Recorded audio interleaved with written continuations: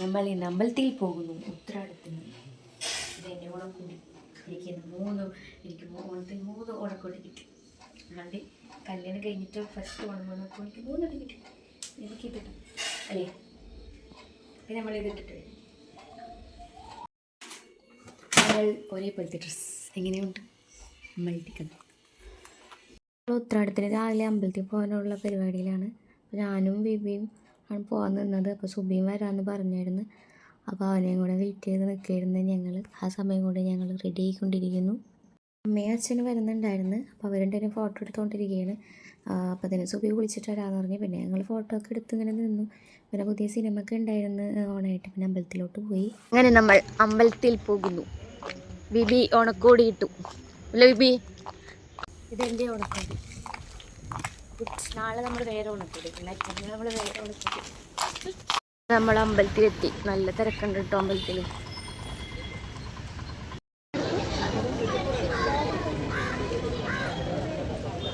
ഇവിടെ പൂക്കളം ഇടാനുള്ള പൂവൊക്കെ ഉണ്ട്. കുറേ പൂണ്ടല്ലോ. ഇപ്പോൾ വലിയ കളൊരിക്കുമല്ലേ.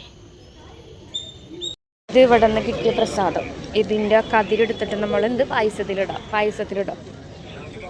ഇവിടുത്തെ കൃഷി അതുമായിട്ട് റിലേറ്റ് ചെയ്തിട്ടുള്ളൊരു ഇതാണ്. ഇവിടെ ചേട്ടൻ പൂ വിൽക്കുന്നുണ്ട്. പക്ഷെ അത് മുല്ലപ്പൂ അല്ല കേട്ടോ, പിച്ചിയാണ് അത്. അതുകൊണ്ട് ഞാൻ മേടിച്ചില്ല. അതിൻ്റെ സ്മെല്ല് എനിക്ക് ഇഷ്ടമല്ല. I don't like. ഇവിടെ എന്തോ ഒരു കല്യാണം ഉണ്ടെന്ന് തോന്നുന്നു അല്ലേ? ഇപ്പോൾ തന്നെ ഒരു കല്യാണ പെണ്ണിനെ കണ്ടല്ലേ ഞാൻ.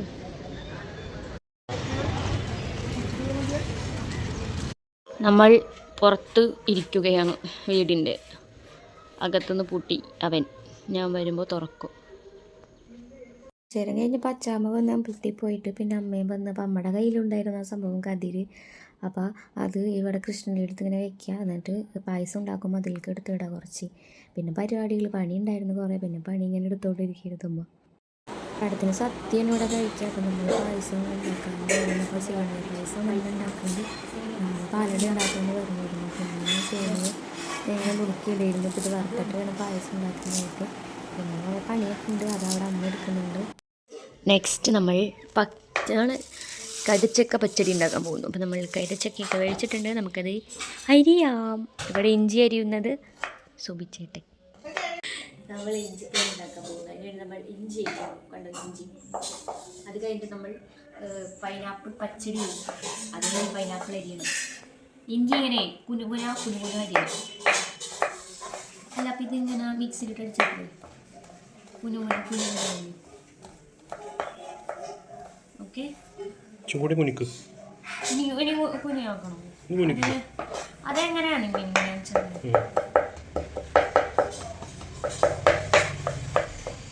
കുനുകുനായില്ലേ?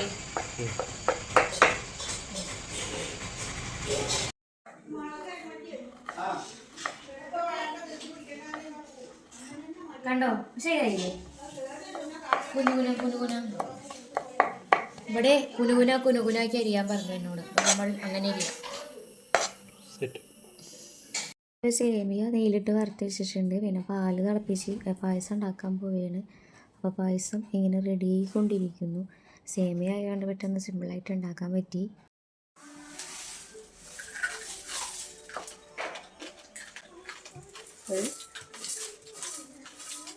അച്ഛനിവിടെ കൈതച്ചക്ക അരിഞ്ഞുകൊണ്ടിരിക്കുകയാണ്. മറ്റേ കൈതച്ചക്ക പച്ചടി ഉണ്ടാക്കാനായിട്ട്. അപ്പോൾ അതിൻ്റെ നടുക്കിഷ്ടം ഞാനാണ് തിന്നണത്. അതോടെ എടുക്കത്തില്ല. അങ്ങനെ അതൊന്നും തിന്നുകൊണ്ട് നമ്മൾ അത് നോക്കി നിൽക്കുകയാണ്. പിന്നെ പായസം നമ്മൾ റെഡി ആയപ്പോഴാണ് പാല് കുറച്ച് വറ്റിപ്പോയത്. അപ്പം നമ്മൾ വേറെ എക്സ്ട്രാ പാൽ ഒഴിച്ചായിരുന്നു അതിൽ. അങ്ങനെ അതും റെഡി ആയിക്കൊണ്ടിരിക്കുകയാണ്. അത് ചേട്ടനും മോനൊക്കെ വന്നിട്ടുണ്ടായിരുന്നു. അപ്പോൾ അവർ വെറുതെ ഓണായിട്ട് ഇങ്ങനെ വന്നതാണ്. അപ്പോൾ നമ്മൾ പൈനാപ്പിൾ പച്ചടിയാണ് ഇപ്പോൾ ഇവിടെ ഉണ്ടാക്കിക്കൊണ്ടിരിക്കുന്നത്. ഈ കറി എനിക്ക് ഭയങ്കര ഇഷ്ടമാണ്, പൈനാപ്പിൾ പച്ചടി. അപ്പോൾ പൈനാപ്പിളും ശർക്കരയും ഉപ്പും മുളകും മഞ്ഞൾപ്പൊടി ഇട്ട് ഇങ്ങനെ വേവിക്കുക. അപ്പോൾ കുറേ നേരം വെന്ത് കഴിയുമ്പോൾ അതിലോട്ട് നമ്മൾ അരപ്പ് ഇടുക. അത്രേ ഉള്ളൂ സംഭവം. പക്ഷേ നല്ല ടേസ്റ്റാണ്. അപ്പോൾ പൈനാപ്പിളിൻ്റെ ഒരു ഫ്ലേവർ ഉള്ളതുകൊണ്ട് നല്ല രസമായിരിക്കുള്ളൂ അതിന്. നമ്മൾ സത്യക്കുള്ള എല്ലാം ഉണ്ടാക്കി വെച്ചിട്ടുണ്ട്. പക്ഷേ നമുക്ക് ഇന്ന് ഓണം വെള്ളിച്ചൻ്റെ അവിടെയാണ്. അപ്പോൾ നമ്മൾ നേരത്തെ വീട്ടിലുണ്ടാക്കി വെച്ചതാണ്. അപ്പോൾ നമ്മൾ ഇവിടെ ഉണ്ടാക്കിയ കുറച്ച് കറിയൊക്കെ ആയിട്ട് വെള്ളിച്ചൻ്റെ അവിടേക്ക് ഇങ്ങനെ പോകാൻ നിൽക്കുകയാണ് കേട്ടോ.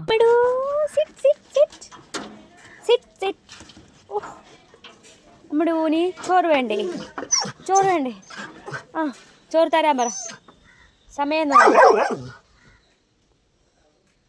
ഞങ്ങൾ വെല്ലിച്ചൻ്റെ വീട്ടിൽ പോകുന്നു.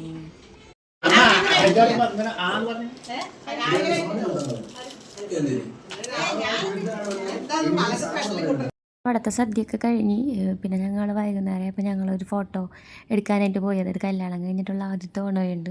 ഞാനും വിപിയും കൂടെ ഫോട്ടോ എടുക്കാൻ പോവുകയാണ്. അപ്പോൾ അതിന് ഓണക്കോടിയൊക്കെ ഇട്ട് ഒരുങ്ങി സെറ്റായിട്ടാണ് പോണത്. അപ്പോൾ സുബിയാണ് ഫോട്ടോഗ്രാഫർ. അപ്പോൾ അവനും ഒരുങ്ങി വന്നായിരുന്നു അവൻ്റെ കുറച്ച് ഫോട്ടോസ് എടുക്കാനായിട്ട്.